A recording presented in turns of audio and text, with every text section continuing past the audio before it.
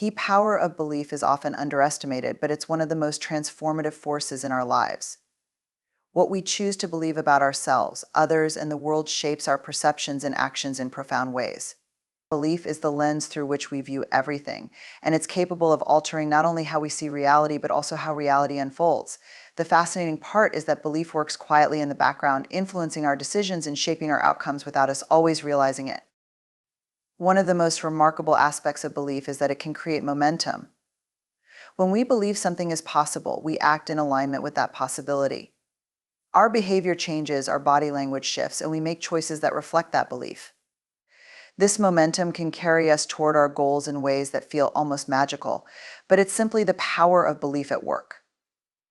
Conversely, when we believe something isn't possible, we often sabotage ourselves before we even begin, limiting our potential without realizing we're doing so. There's also a deep connection between belief and courage. When we believe that things will work out, we're more willing to take risks. Courage isn't the absence of fear, it's the willingness to move forward despite it. A belief acts as a foundation for that courage, offering a kind of safety net that lets us leap into the unknown. It allows us to take that next step, even when the path isn't clear, because we trust that the journey will lead somewhere meaningful. A belief also shapes how we respond to challenges. When we face obstacles, it's easy to feel defeated or disheartened. But belief can transform these moments into opportunities for growth. If we believe that setbacks are temporary or that they serve a greater purpose, we approach them with resilience rather than despair. It's not that we ignore reality, it's that our belief in a positive outcome shifts our perspective, helping us find solutions and learn from adversity. What's powerful about belief is that it's contagious. When we believe in ourselves or in a cause, others often start to believe too. This can create a ripple effect, where a single person's belief ignites belief in others. We've seen this happen in movements for social change, in teams working toward a shared goal, or even in families where one person's confidence inspires the rest. Belief has a way of spreading, creating collective momentum towards something greater than any individual. It's important to recognize that belief doesn't mean blind optimism. It's not about ignoring difficulties or pretending everything is perfect. Instead, belief acknowledges the reality of challenges while still holding on to the possibility of outcome. This dual awareness is crucial because it keeps us grounded but hopeful. It allows us to navigate life with a sense of purpose and direction, even when we don't have all the answers. Belief also has a profound impact on our emotional state. When we believe that things will work out, we tend to feel more at peace, even in uncertain situations. This doesn't mean we won't experience stress or anxiety, but belief provides an anchor, a sense of calm amid the storm. It reminds us that no matter what happens, we have the ability to adapt, to learn, and to grow. This internal shift can change how we experience even the most difficult moments. Finally, belief shapes the stories we tell ourselves. Our inner dialogue is a reflection of what we believe, and that dialogue can either empower us or hold us back. When we believe in our worth, in our ability to overcome obstacles, or in the possibility of good outcomes, our self-talk reflects that. It becomes a source of strength rather than self-doubt. The power of belief, then, is not just external, it's deeply internal, influencing how we relate to ourselves and the world around us.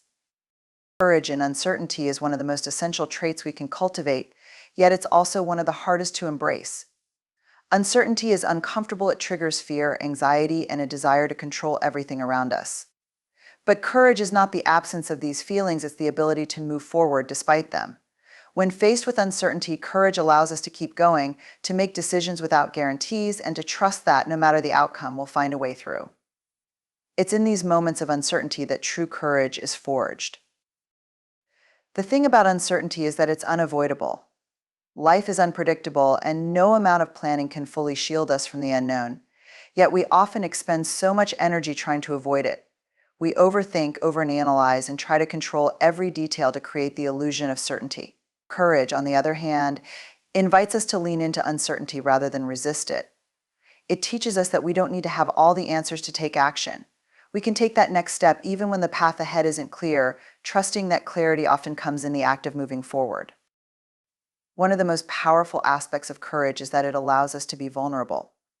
Vulnerability and uncertainty go hand in hand because both require us to show up without knowing how things will turn out. Courage doesn't eliminate the vulnerability, it embraces it. It says, I don't know what's going to happen, but I'm willing to risk failure, rejection, or disappointment, because what's on the other side is worth it. This willingness to be vulnerable in the face of uncertainty is what gives courage its power. It's an act of faith in ourselves and in the process. Courage in uncertainty also invites us to let go of perfectionism. So often we wait to act until we're sure everything will go perfectly, that we won't make mistakes, and that we'll have the outcome we desire. But life rarely offers that kind of certainty. Courage teaches us that mistakes are part of the process and that it's okay to be imperfect. In fact, it's in our imperfections that we often learn the most. By embracing uncertainty and the possibility of imperfection, we free ourselves from the paralysis of overthinking and step into action, even when the path isn't fully laid out. Another key element of courage is resilience. When we face uncertainty, we're bound to encounter setbacks, obstacles, and failures. Courage helps us to get back up, dust ourselves off, and keep going. It teaches us that uncertainty doesn't mean the end of the road, just a detour. With courage, we learn to view uncertainty not as something to be feared, but as a space for growth and discovery. Each setback becomes an opportunity to build resilience, to strengthen our ability to navigate the unknown with confidence and grace. Courage also strengthens our relationships. When we're willing to face uncertainty with courage, we model that behavior for those around us. We show others that it's okay to be unsure, to not have all the answers, and to move forward anyway. This creates a ripple effect, where our courage encourages others to embrace uncertainty in their own lives. It also deepens our connections because courage requires authenticity. When we admit that we don't have everything figured out, we open the door to more genuine and meaningful interactions with others. In times of uncertainty, courage often involves taking risks. These aren't always big, dramatic risks. Sometimes they're small, everyday acts of bravery. It could be speaking up in a meeting when we're unsure how our ideas will be received, or trying something new when there's no guarantee of success. Each time we take these risks, we build our capacity for courage. The more we practice stepping into uncertainty, the more comfortable we become with the discomfort it brings. Over time, we learn that courage is a muscle that grows stronger with use. Ultimately, courage in uncertainty transforms our relationship with fear. It doesn't make fear disappear, but it changes how we respond to it. Instead of letting fear dictate our choices, courage allows us to acknowledge the fear while still moving forward. It teaches us that fear is a natural response to uncertainty, but doesn't have to be a barrier. By choosing courage in the face of uncertainty, we develop a mindset that views the unknown not as something to avoid, but as a place where potential and possibility reside. Vulnerability as strength is a truth that challenges many of our deeply held beliefs about what it means to be strong. Society often teaches us that strength comes from being invulnerable, never showing weakness, always having it together, never letting anyone see our struggles. But the reality is quite different. Vulnerability, the willingness to show up fully, even when we are uncertain or afraid, is one of the greatest acts of courage. It's in those moments of vulnerability that we discover what real strength looks like, because it requires us to embrace uncertainty, risk, and emotional exposure. What makes vulnerability so powerful is that it is the birthplace of connection. When we allow ourselves to be seen as we truly are, imperfect, flawed, and human, we invite others to do the same. It's through vulnerability that we form authentic relationships, because it creates space for others to show up fully as well. Strength isn't found in hiding our struggles or pretending everything is fine. True strength lies in being open and honest, even when it's hard, and trusting that we are enough just as we are. Vulnerability fosters the kind of deep, meaningful connections that make life rich and fulfilling. Vulnerability also opens the door to creativity and innovation. When we take the risk of sharing new ideas or trying something that hasn't been done before, we're stepping into vulnerability. There's no guarantee of success, and the possibility of failure is always present, but it's this willingness to risk failure that leads to breakthrough moments. Creativity thrives in environments where vulnerability is encouraged, because it allows people to take risks, make mistakes, and learn from them. Without vulnerability, we stay stuck in what's safe and known, limiting our potential for growth and discovery. In leadership, vulnerability is one of the most underrated qualities. Leaders often feel the pressure to project confidence and certainty, but the strongest leaders are those who can admit when they don't have all the answers, who can acknowledge their own mistakes, and who create a culture where vulnerability is seen as a strength, not a weakness. When leaders are vulnerable, they build trust within their teams. People feel safe to express their own uncertainties, ask questions, and offer new ideas. Vulnerability in leadership fosters a culture of openness where growth and innovation can thrive. Another aspect of vulnerability is strength is its role in building resilience. When we allow ourselves to be vulnerable, we're opening ourselves up to the possibility of being hurt or disappointed, but it's through these experiences that we learn resilience. Vulnerability doesn't mean that we won't experience pain or failure. It means that we're willing to face those possibilities because we know that we can handle them. Each time we allow ourselves to be vulnerable and we come out on the other side, we become stronger, more resilient, and more capable of navigating life's challenges. Vulnerability also plays a critical role in personal growth. It's only by being vulnerable that we can truly learn and grow. When we're willing to acknowledge our weaknesses, admit our mistakes, and face our fears, we open ourselves up to the possibility of transformation. Vulnerability requires us to be honest with ourselves about where we are and what we need to work on. It's not about self-criticism, but about self-awareness and the willingness to grow. Strength doesn't come from pretending to have it all together. It comes from embracing the process of growth, which is always uncomfortable and uncertain. In relationships, vulnerability is the key to intimacy. It's impossible to build deep, meaningful connections without the willingness to be vulnerable. When we share our fears, our hopes, our insecurities, and our dreams with someone, we're creating a space for true intimacy to develop. This kind of openness requires a lot of courage because it means exposing parts of ourselves that we might prefer to keep hidden. But without vulnerability, relationships remain superficial. It's through the act of being vulnerable that we create the conditions for trust, love, and connection to flourish. Lastly, vulnerability is an act of self-compassion. When we allow ourselves to be vulnerable, we're giving ourselves permission to be human. We're acknowledging that we don't have to be perfect, that we will make mistakes, and that we will make mistakes, and that we are worthy of love and belonging even in our imperfections. This kind of self-compassion is a form of strength because it allows us to let go of the impossible standards we often hold ourselves to. Vulnerability teaches us that we are enough just as we are, and that strength doesn't come from being invulnerable, but from accepting ourselves fully, flaws and all. Letting go of control is one of the hardest lessons to learn, yet it's a critical part of living a more peaceful and fulfilling life. Control gives us a sense of security, an illusion that if we manage every detail, things will go exactly the way we want them to. But life, by its very nature, is unpredictable.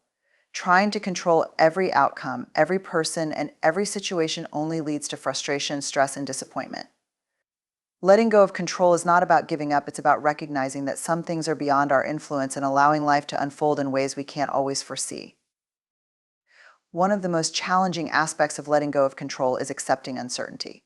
We crave certainty because it makes us feel safe, but the reality is that uncertainty is a constant. Whether it's in relationships, careers, or day-to-day decisions, we never really know what the future holds. Letting go of control means embracing the unknown and trusting that we have the resilience to handle whatever comes our way. It's about moving forward without needing to have all the answers and finding comfort in the fact that we can't predict everything, but we can adapt to what happens. Letting go of control also requires a shift in mindset. We often think that being in control equates to being responsible or successful, but true success and growth come from flexibility. When we hold on too tightly, we limit our options and miss opportunities that could have led to better outcomes than we originally planned. Flexibility allows us to pivot when things don't go as expected, to see possibilities we might not have considered, and to adjust our path without feeling like we've failed. Letting go of control invites us to be open to life's twists and turns, knowing that we can navigate them as they come. Another powerful element of letting go of control is the way it frees us from perfectionism. Control and perfectionism often go hand in hand. We try to control situations because we believe that if we can just get everything right, then we'll avoid failure or disappointment. But perfection is an impossible standard, and the pursuit of it can drain us emotionally and mentally. Letting go of control means accepting that we will make mistakes, that things won't always be perfect, and that this is okay. It gives us the freedom to move forward without the constant pressure of needing everything to turn out flawlessly. In relationships, letting go of control is essential for fostering trust and connection. When we try to control others, whether it's how they behave, how they feel, or the choices they make, we end up creating distance. Control often comes from a place of fear, and while it might be well-intentioned, it can lead to resentment and a lack of authenticity in our connections. Letting go of control in relationships means allowing others to be themselves, to make their own decisions, and to navigate their own paths. It's about trusting that while we can offer support and guidance, we cannot and should not dictate the choices of others. Letting go of control is also deeply tied to living in the present moment. When we're consumed with trying to control outcomes, we're often focused on the future, on what could go wrong, or what needs to happen for things to go right. This pulls us out of the present, where life is actually happening. By letting go of control, we allow ourselves to be more present, to experience life as it is, not as we want it to be. It's in the present moment that we find peace because we're no longer caught up in trying to manage the future or regret the past. We're simply here now. At its core, letting go of control is about trust in ourselves, trust in others, and trust in the process of life. When we let go of control, we acknowledge that we can't force things to happen, but we can trust that we have the inner resources to cope with whatever comes. It's about trusting that even if things don't go the way we plan, there is value and meaning in the unexpected.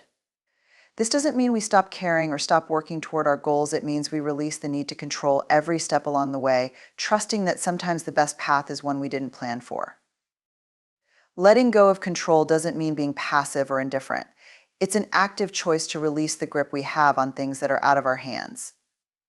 It's about focusing our energy on what we can control: our reactions, our attitude, our efforts, while letting go of the things we can't, such as other people's actions or the outcome of events. This shift allows us to put our energy where it matters most, on things we can actually influence rather than wasting it on things that are beyond our reach. It's an empowering mindset that invites more peace, more clarity, and ultimately more joy into our lives. Building resilience is the process of learning how to adapt and thrive in the face of adversity, challenge, or failure. It's not something we're born with, but something we cultivate over time through experience and intentional effort. Resilience doesn't mean that we don't feel pain, stress, or hardship. It means that we develop the ability to bounce back, to find strength in the midst of difficulty, and to keep moving forward even when things feel overwhelming. Resilience is less about avoiding adversity and more about how we respond to it, how we rise after falling. One of the most important aspects of resilience is perspective. How we interpret the challenges we face has a profound impact on how resilient we are. People who are resilient tend to view setbacks not as permanent failures, but as temporary obstacles that can be overcome. This doesn't mean they minimize their difficulties or deny the reality of their struggles, but rather that they believe in their ability to adapt and grow through the experience. Building resilience means training our minds to focus on what we can learn from adversity rather than being defined by it. Another key component of resilience is emotional regulation. In difficult situations, it's natural to feel a flood of emotions: fear, frustration, sadness, or anger. While it's important to acknowledge and feel those emotions, resilience involves learning how to manage them in healthy ways. This doesn't mean suppressing emotions, but rather developing the ability to soothe ourselves, to remain calm under pressure, and to think clearly even in the midst of emotional turbulence. Building resilience requires us to cultivate self-awareness and emotional intelligence so that we can navigate difficult moments without being completely overwhelmed by them. Resilience also thrives on a sense of purpose. When we have a strong sense of meaning or purpose in our lives, it becomes easier to navigate challenges because we have something bigger to hold on to. Purpose gives us direction and motivation, especially when things get tough. Whether it's a commitment to family, a career goal, a personal passion, or a desire to make a difference in the world, purpose fuels resilience. It reminds us why we keep going even when the path is hard, providing a sense of direction that helps us push through obstacles. One of the most overlooked aspects of building resilience is the importance of social support. No one builds resilience in isolation. We rely on our relationships, whether with friends, family, or a community, to help us through difficult times. Social support provides comfort, perspective, and encouragement, reminding us that we're not alone in our struggles.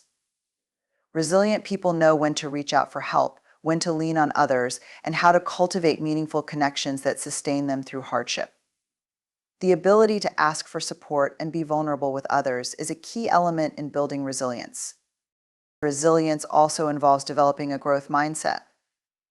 This means believing that we can grow and improve through effort and experience, rather than seeing our abilities and circumstances as fixed. A growth mindset allows us to view challenges as opportunities to learn, rather than as threats to our success or identity.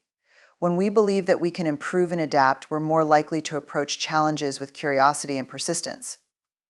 Building resilience through a growth mindset means embracing failure as part of the process and understanding that setbacks are not an endpoint, but a stepping stone toward growth.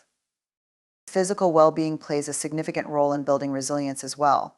Taking care of our bodies through regular exercise, healthy nutrition, adequate sleep, and stress management helps us to maintain the energy and mental clarity needed to face challenges. Physical health and mental resilience are deeply connected, and when we feel physically strong, we are better equipped to handle emotional and psychological stress. Building resilience means recognizing the importance of holistic self-care and understanding that physical and mental health go hand in hand when it comes to facing adversity.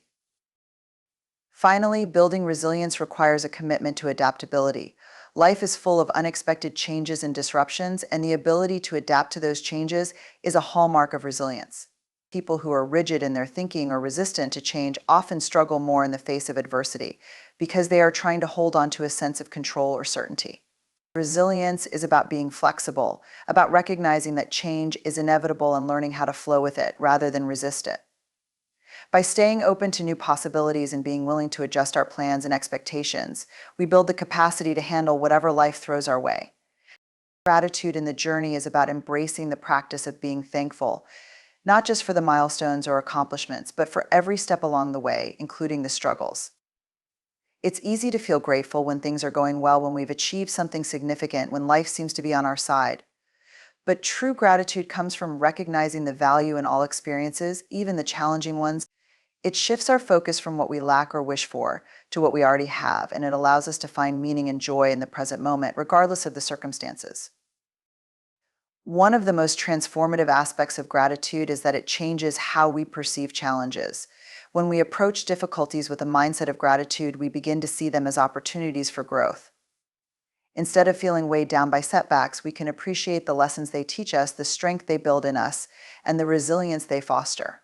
Gratitude in the journey doesn't mean ignoring hardship or pretending everything is fine. It means acknowledging the hardship while also recognizing the good that can come from it.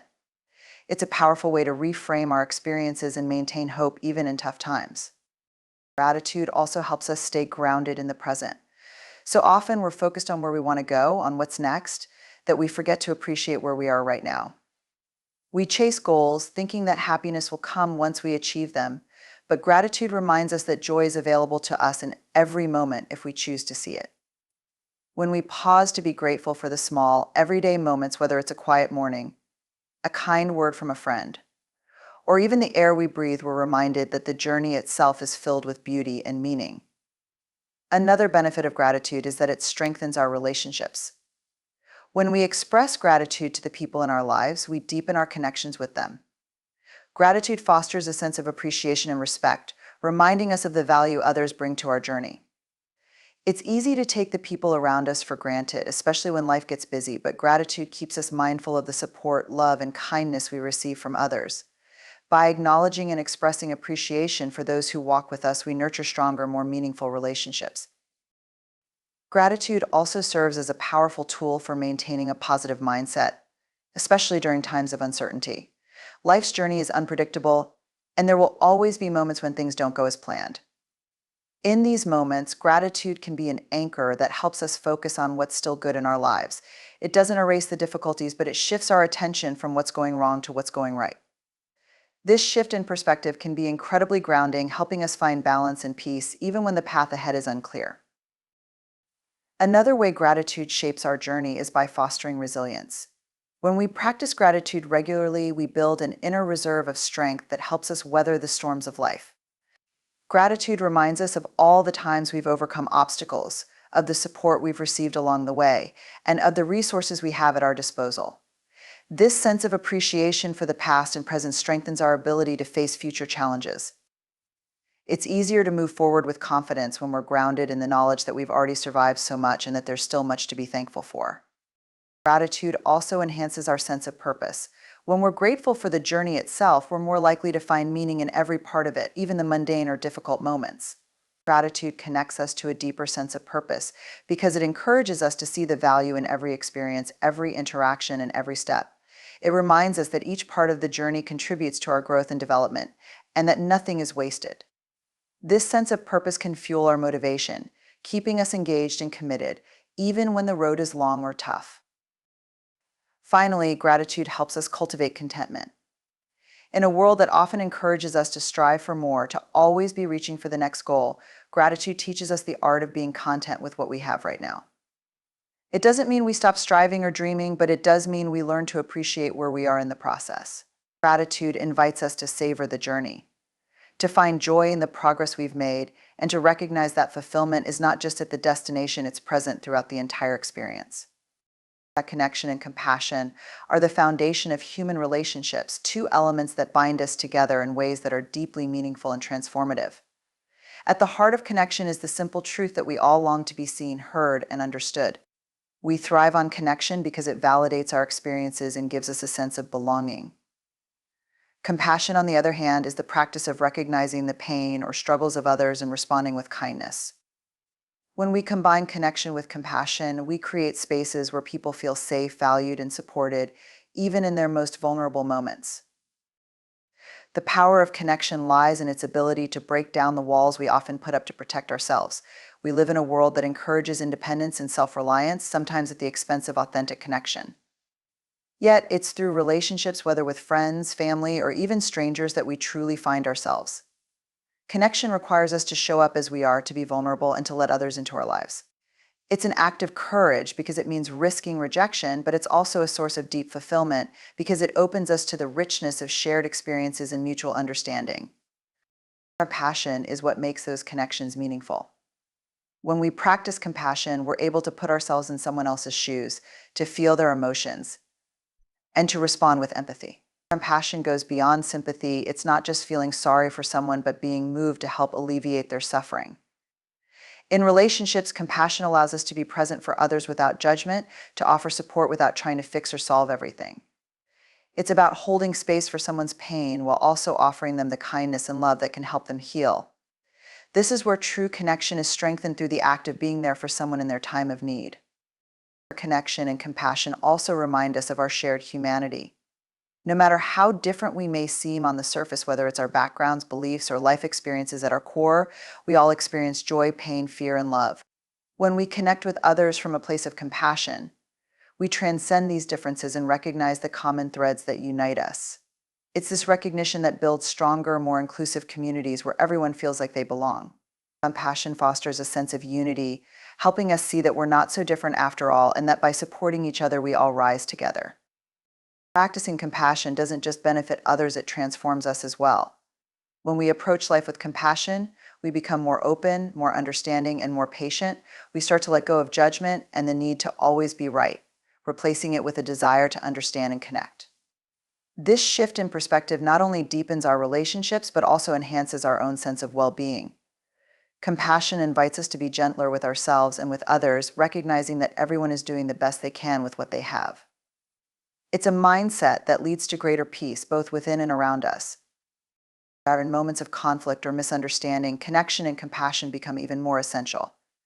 When tensions rise, our instinct is often to defend our position, to close off and retreat into our own perspectives. But if we approach conflict with compassion, we're able to listen more deeply, to see the situation from the other person's point of view, and to respond with understanding rather than anger. Compassion doesn't mean avoiding difficult conversations or compromising our values, but it does mean approaching those conversations with a willingness to listen and a desire to maintain the connection, even when we disagree. Connection and compassion are also critical in how we relate to ourselves. Often we are our own harshest critics, holding ourselves to impossible standards and being unkind when we fall short. Self-compassion is the practice of treating ourselves with the same kindness and understanding that we offer to others.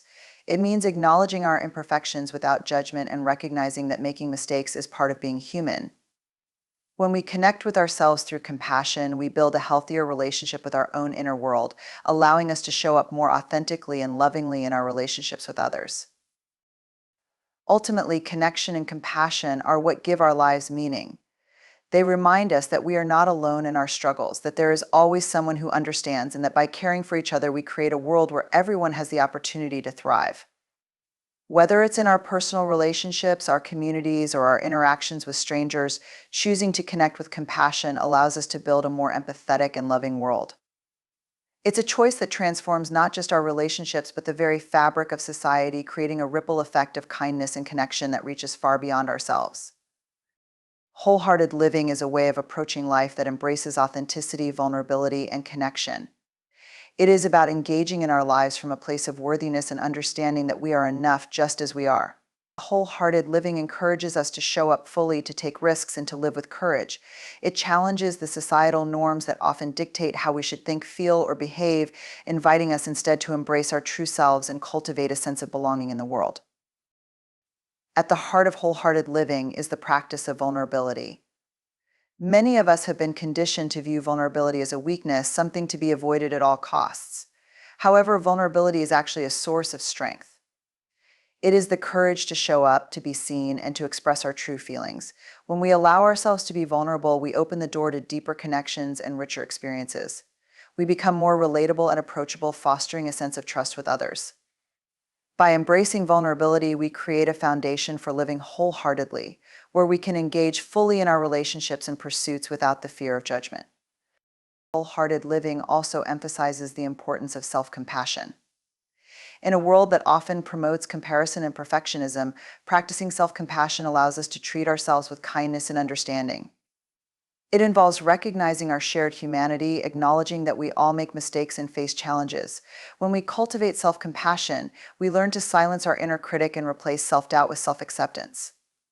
This shift enables us to pursue our goals and passions without the burden of feeling unworthy or inadequate.